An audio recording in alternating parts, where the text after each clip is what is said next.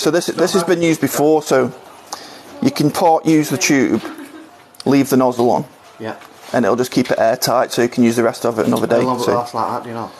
So they've got a 2-year shelf life, which, to be honest, because it's airtight, It should last. it should still be 2 years. But what I just advise, once you've took the lid off, half the shelf life, just because you might keep it in your van or wherever, so you just don't know where you're going to store it. But you tend to use a full tube anyway. Yeah, do loads of videos and pictures, please, because then you can send them to me, and then I can use them elsewhere. So you just screw the nozzle. Make sure there's nothing that's going to block it. Screw the nozzle on. It's better to warm them up first because you don't know where they've been stored. Like tubes or your nozzles? Just the tubes. Tubes. Just makes everything flow better. Are they stiffer when it's cold? Yeah. But you don't know where they've been. Like if they've been in your van and it's been freezing and then boiling, like literally, that's what happens in this country. It can affect it a bit. So just discard a bit there, and then click this. So you can see by that it's mixing. The colour's consistent and it's mixing. So the first thing we do is let me get rid of that. The first thing we do is wax the joints. So what this does is it creates a barrier on the tile, so the waste can sit on top of the wax and it's easier to peel off later. But what it also does is it picks up any dirt, like debris and dust, that you won't see with your eye, but you see it gets on the sponge a little bit. So it's all super clean, so you get nothing in the resin. Champion. Do you want to what? You might as well, yeah. You can kind of see where it is as well. That's amazing, isn't it? Yes. Champion. Sorted. That was easy enough, wasn't it? Right. So what you're trying to do is that the ideal angle is 90 degrees, but obviously in real life you're going to be all over the place in your tight bathrooms, what have you. But as long as you fill that joint, you want to slightly overfill it, because when you finish it you want a bit of waste on the other side. When you get to the middle, that's it. Just hang around a little bit because it fills a bit more. And then just click that when you're ready. And then just, it doesn't matter what if it's messy or anything now.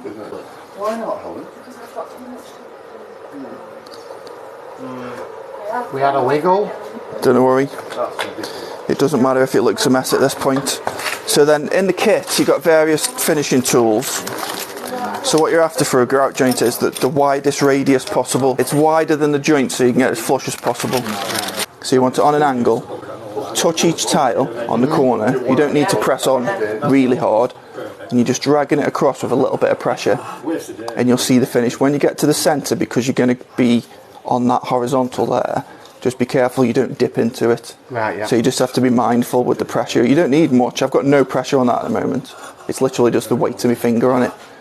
But you'll get used to it. So if you start there and just go all the way across, just be mindful when you get to the middle.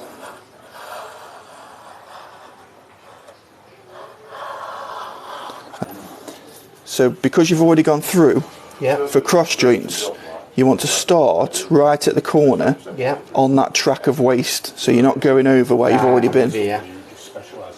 Makes sense.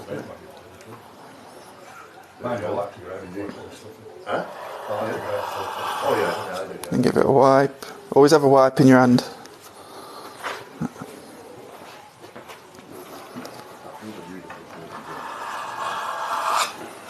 And that's it. That's it. Leave it to cure. In this room, in this temperature, it'll probably be 4 or 5 hours. Once it's cured, you just peel the waste off, and then it ends up looking like this. This one was done last year in June. I just bring it round with me because a customer did that. A visitor to a stand at the tile show. And how easy, obviously you can't demonstrate for peeling off, how easy is it to peel off? That's the best bit, because it's really satisfying. So you can imagine you've got long pieces of waste to peel off, and you're just like... What's the other thing? No, like we've got a really textured tile. What's it like to peel off then? Yeah, it's the same, exactly the same process. People have used it on R11 and R12 and things like that. Sometimes, because of the texture of the tile, it does leave like a little bit, not quite as easy to peel off, but it's not difficult. You literally just, these are kind of blunt scrapers that come in the toolkit. They're not really for scraping. They're just to give you a nudge. Yeah, and it'll just get it and push it off, and that's it really. I've not seen it struggle with anything. Natural stone.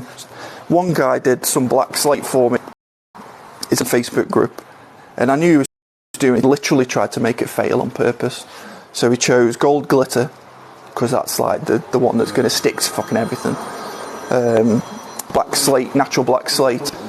And he put it on a board like this. It's in the group to look at it on. It's called Perflex Trade on Facebook. And he thumbed it in. He didn't even use the tools. So he was thumbing it in, rubbing it all over the tile. He'd waxed it first, and then he left it outside for like 2 or 3 weeks, I think. And then he peeled it all off, and he was like, "It looks okay. It looked decent." Like, is it flex? Yeah. So a lot of people ask, like, does it cure hot? So it cures hard. So it is rock hard, like plastic or something. Right. But it's got some give in it. Yeah, it's got a strong bond, but it's flexible as well. If you were to, I should have bought it with me. I had a board like this and I smashed it up, just as smashed all the tiles off. The grout stays together and like a web. So because if the adhesive's still wet underneath and moisture tries to get out, it's going to cause problems because it ain't getting through that grout. That's understandable. Yeah. So one of the things that I 3 years ago now, I used to say to people, I've had to really make it clear to people because it's a new product. Like, don't do this, don't do that. Make sure it's dry, no water around. So obviously one of the tilers rang me and said, I did it underwater just to see. He's like, it worked. I was like, fucking hell. I don't do that, but he said it worked, but don't do it. Make sure it's dry. Yeah, if you're in a tight spot, like maybe. So yeah, you did it. So what you've just done in 5 minutes, you'd still clean, there's no smell. You've just applied epoxy grout to some tiles in 5 minutes in a shop with no space. So you didn't have to mix anything. You're not dirty, there's no smell. There's no... He is dirty from this. There's no bits anywhere. You didn't have to put any protection down or anything like that. No dust sheets or anything like that. You see lads on the videos, because they'll clean up and then they'll go back to grout with Perflex and they're doing it in the socks because it's clean. You can just go and do it, just plod on. Nice and easy job. What I tend to find is, and I get this, like tradesmen, they're always in a rush. Yeah, like it's grout day and I just fuck it, get the grout done and go. You could probably rush with this, but I would just say just take it easy with it, and then you're not in a rush and you're not going to mess anything up. You've got to convince it's the clean. customer as well, though. Yeah. The plumber has to convince the customer that this is worth paying. On the wet room. It doesn't actually take longer, but what the comparison? That'll take longer than ordinary. No, it doesn't, because Sure. yeah, a lot of the lads will say to me, it's about the same as ordinary grout, but quicker than ordinary epoxy. So I think what people are, they're so used to grouting and they're so good at it because they've been doing it for years, they forget the full process. And the full process really is get your buckets, get your water. I wouldn't say yeah, it's definitely quicker, because that's a lot of tradesmen would say you're talking shit because I can do it quicker, because they probably can, because they're so used to it. But yeah, it's not slow. Like, a lot of people assume it would be slow, but not really. Once the room's clean, you saw he's just done that 5 minutes. Imagine if there was 6 square meters, it would have took him 30 minutes. And it's the same as the lads that say they're quick with cement grout. It's because they're so good at it. They've been doing it forever. It's the same as this. Once you get good at it, the lads that have been doing this for 2 or 3 years, they'll probably say 6 square meters, 10 minutes.